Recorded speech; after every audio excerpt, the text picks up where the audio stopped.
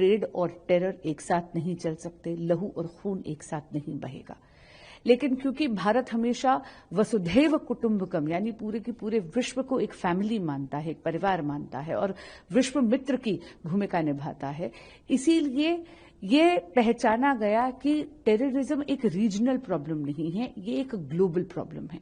और भारत की ये बहुत स्पष्ट नीति का ही मैसेज लेकर, ये संदेश लेकर 7 डेलीगेशंस अलग अलग दिशाओं में निकले हैं। हमारा डेलीगेशन ग्रुप नंबर 4 था, जो माननीय श्रीकांत एकनाथ शिंदे जी के कुशल नेतृत्व में 4 देशों के दौरे पर आया था।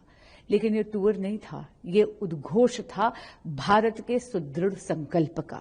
और यूएई सबसे पहला देश था जिसने पहलगांव में जो बारबैरिक अटैक हुआ था उसको कंडेम करा था, कड़ी निंदा करी थी। उन्होंने एक बहुत ही अच्छे दोस्त की भूमिका निभाते हुए हमारे इस आगाज में हुंकार हमारे साथ भरी। उसके बाद हम लोग वेस्ट अफ्रीका आए, जहां पर सिएरा लियोन और डीआर कांगो आज ही चुनाव में खड़े हो रहे हैं यूएनएससी के नॉन परमानेंट मेंबर बनने के लिए। कल 3 जून तक मुझे पूरा विश्वास है कि ये दोनों देश नॉन परमानेंट मेंबर यूएनएससी के बन जाएंगे। सिएरा लियोन अभी नॉन परमानेंट मेंबर यूएनएससी का है।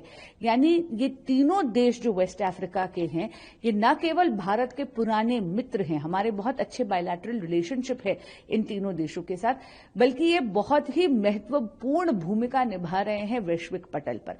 और हम यहां पर इनकी यही प्रभाव की शक्ति का आवाहन करने के लिए आए थे।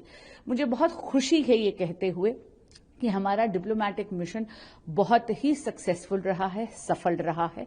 सिएरा लियोन और लाइबेरिया के तो पार्लियामेंट में आपने देखा कि मौन रखा गया पहलगाम के विक्टिम्स की मेमोरी में, और डीआर कांगो ने भी बहुत कड़े और बहुत अच्छे शब्दों में ये कहा है कि हमारे ग्लोबल वॉर अगेंस्ट टेररिज्म में वो हमारे साथ खड़े हैं।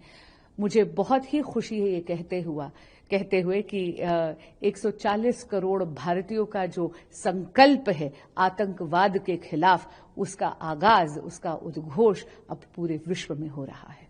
जी बिल्कुल, क्योंकि मैं जानती हूं कि आदरणीय प्रधानमंत्री श्री नरेंद्र मोदी जी ने जब से देश की कमान उठाई है, तब से आप यहां पे देखेंगे कि इंडियन डायस्पोरा का भी सम्मान बढ़ा है और भारत को बहुत सीरियसली लिया जाता है।